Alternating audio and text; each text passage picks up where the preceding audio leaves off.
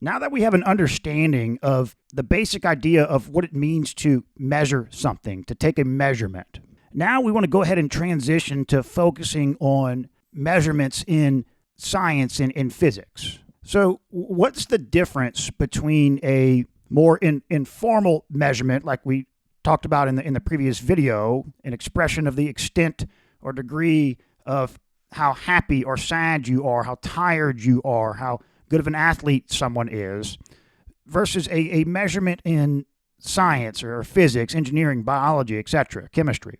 Well, the difference is in science, the measurements that we're taking are in relation to characteristics of the physical world around us, the physical nature of the world around us.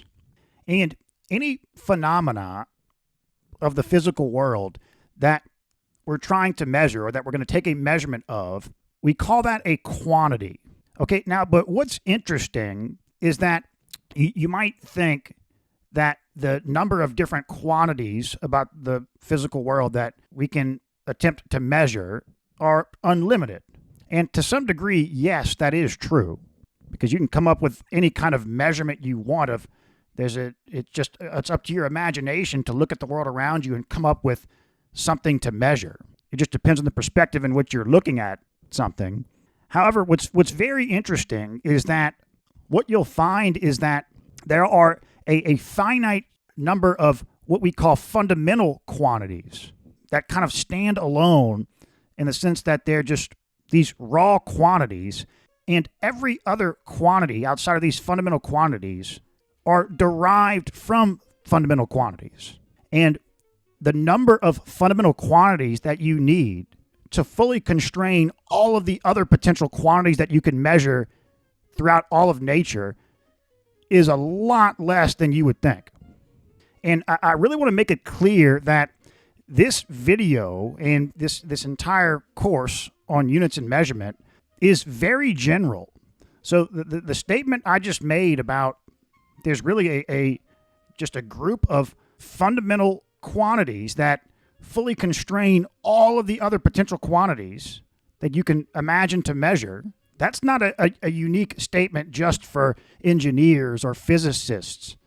That's across the board. Chemists, biologists, that is a complete general statement about science. Everything we talk about in this entire playlist, entire course, is general, applying across science. So, okay, what are these fundamental quantities then?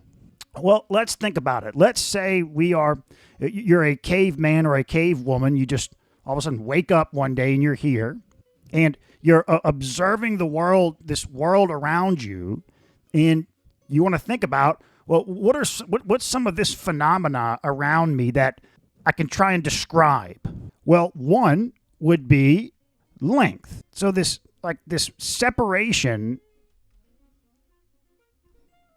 between features, sort of this separation in space between features, right? That's something about what we observe around us that we can try and describe the extent of.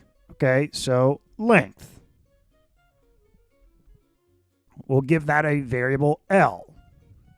Okay, now another obvious one is time. Now, what exactly is time? It's kind of trippy to think about, but that's something you would observe as a caveman or cave woman. There's a duration here. It's like moments that you go from one moment to the next. There's like a thing that was before and there's things that were after and there's things that are right now. And one way of trying to quantify time is you can look at this bright thing in the sky going back and forth. Yes, in your mind, you have an idea of what time is when you're talking to your cave woman spouse. You can sense moments are passing, but the only real way to conceptualize it is you can see that, when the bright thing gets right above us, we're kind of halfway through when we can see, etc. So another one would be time. We'll call that T. Okay, now something else that would be apparent is that everything around you, including yourself, is being pulled towards the ground. And things feel like some things feel like they're being pulled harder towards the ground than other things. Now, in general, it seems that if their size based on this quantity here is bigger, then they get pulled harder towards the ground. But that's not something that's universally true. There's some things that seem bigger, but they don't feel as they're being pulled towards the ground harder. So, but still, that is some phenomena that you notice, and we're going to call that mass. Give it the variable m. Okay, now these are three fundamental quantities that we've listed. And just to illustrate what is meant by fundamental is that these are not interrelated in any way. I mean, yes, with the discoveries of Einstein, time and space mass is interrelated to energy, all that stuff. Who knows what we'll learn in the next upcoming centuries. But as a caveman or cavewoman, and even up to present day, we can say that these are not interrelated in any way. And furthermore, that they stand alone. They're these raw quantities from nature. And what I mean is, so we might also observe that, if we're caveman or cavewoman, we observe a leopard or something running. Well, we can see that they're traveling with a certain speed. Okay, we'll call that V for velocity. Okay, but this is not fundamental, though. We notice that what we're observing is not fundamental in the sense that if we wanted to quantify or take a measurement of the what we're calling the speed of the leopard, what we're looking at is their position is changing. They're moving a certain length in a certain time period. So velocity it's called a derived quantity. It's derived from two fundamental quantities. And what makes something a fundamental quantity is that you can't write it as an expression of other fundamental quantities. So I would need to prove that length wasn't a fundamental quantity, I would need to write it as an expression of just time, just mass, or both. Or maybe some other fundamental quantities that we haven't listed yet. But you can't do that with the fundamental quantities. They stand alone. They're just raw from the physical world around us. Now, it's important to note, though, that the idea of what's fundamental that's a definition. That's something that we as humans choose. And we choose it because when you think about it, if you're a caveman or cavewoman, something like length and time and mass, it's just intuitively that those are the most obvious around us. We're living in space in positions between points. That comes off as so fundamental to us that we define, okay, that is a fundamental quantity of the physical world is length. But the point I'm trying to make is that if for some reason velocity seemed just intuitively to us from the beginning as just so fundamental as compared to another quantity, and maybe it is, right? With Newton's first law of motion, it's, if you throw a baseball through space, it's going to travel at this constant velocity forever. Maybe that is more fundamental. I don't know. But maybe intuitively we looked at velocity as that is just so natural. That's what our observations told us. Well, then in that sense, we would say that this speed of motion, we would call that fundamental. We would say velocity is fundamental. We'd call that V. And then length, the position between points, would be more derived to us. We would say that length is when you take this velocity and multiply it by a time interval, and length would be derived. Okay, so it's important to note that what's a fundamental quantity is based on our observation as humans.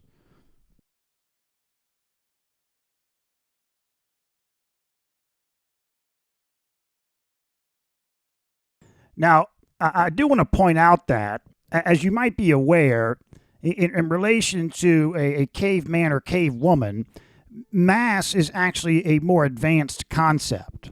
So the caveman or cavewoman would be noticing the weight, not the mass. They would be noticing the force of gravity from the earth on the objects.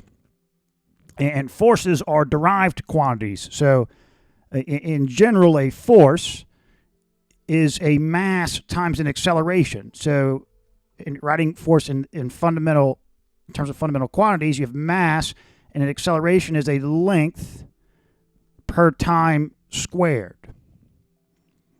Okay, but just for the sake of discussion, you could kind of think about, instead of a caveman or cavewoman, maybe someone today was, you yourself we're gonna go through the fundamental quantities, and instead of saying weight, you realized, well, what's more fundamental than that is not weight, but the mass of something, because weight is just a property of the planet we're on. But the mass is universal across planets. So as far as weight goes, I'm going to write mass as the fundamental quantity, not weight or the force of gravity. Okay, so now we've listed these three fundamental quantities here. And what's very interesting is that, as far as we're aware right now in the year 2025, in general, all other potential quantities that you can imagine to measure, absolutely any other quantity that you could come up with to measure in the entire physical world, whether it be related to sound, light, electricity, anything, are derived quantities that can be written in terms of these three fundamental quantities. And again, that is a universal statement. That's not just this is for any field of science. This is the case, which is really amazing when you think about it. And a lot of the unit systems we're going to talk about in this course are just based on three fundamental quantities of length, mass, and time. So the CGS system, that's the centimeter, gram, second. There's the three fundamental quantities. Now, in the most commonly used unit system, in regards to science and engineering, the metric system, or the SI system, we'll talk about those, the names, the specifics of all those names later. International System of Measurements, SI system, metric system, that's kind of all the same thing. It was decided to go ahead and include more fundamental quantities. And really, this is just a definition. And so we're going to go ahead and list out those additional quantities that the metric system uses, fundamental quantities. And as we list them, I'll explain to you how even those quantities can be derived from these three, some combination of these three. And that will be sufficient to convince you that, well, if those quantities can be derived from these three, then surely anything else I could come up with could be derived from these three as well. Okay, so the metric system actually has a total of 7 fundamental quantities that it uses. And now, why does it use additional fundamental quantities? Why not just, if they can all be derived from these three, why not just call them derived quantities? Well, it's just for the sake of our intuition. So, okay, let's think of, you're a caveman or cavewoman. What's something else that you observe around you that just seems fundamental? Something around you that you want to measure. Well, the temperature. You feel hot, you feel cold. Things feel hotter and colder, whatever that is. Okay, so temperature. And I'm not going to give this a letter since it's technically not fundamental, even though it's listed as fundamental in the SI. But okay, what we know now, though, is that temperature, the essence of what temperature is, it's based on the average kinetic energy of the molecules of a substance. That's what it is. So temperature, the essence of what temperature is, it's an energy. Okay, but we know energy, we can write energy in terms of these three quantities here. So energy is a force times a distance. So force times length. Well, a force is a kilogram times a length, or not kilogram, but any mass unit, times length per time squared times length. So we've got mass times length squared per time squared. And that's temperature. That's temperature. That's what temperature is. It's just an energy. But again, the idea is, I think our intuition as humans, at least currently in this at present time, that really seems like its own fundamental dimension. Length is one dimension, time's another mass, and then temperature is its own area. In the same sense that when we think about something anything in the electrical realm, that's its own kind of little universe as well, right? So the metric system also defines a fundamental quantity in regarding electricity, and it uses electric current. So electric current is another.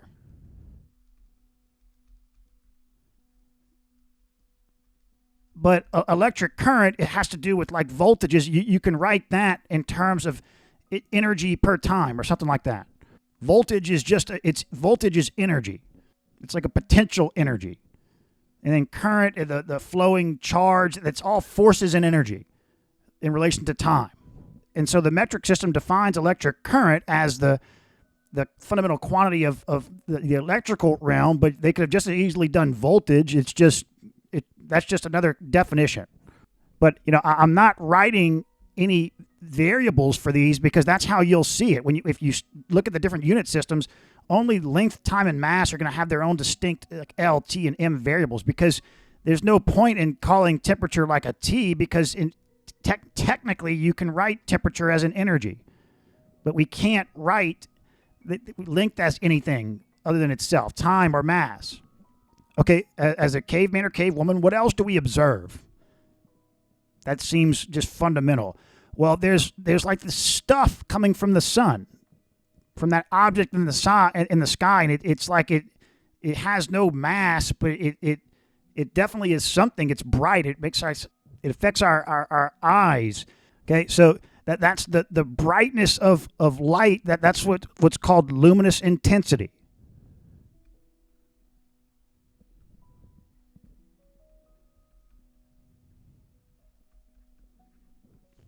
Okay, but a luminous intensity is another, it's an energy. It can all be broken down in terms of energy, technically. So it's still, in the most technical sense, it's not a true fundamental quantity, even though the certain systems will list it as fundamental. And the reason being is, again, it's because our intuition, it tells us that these are in their own realms, all of these six here.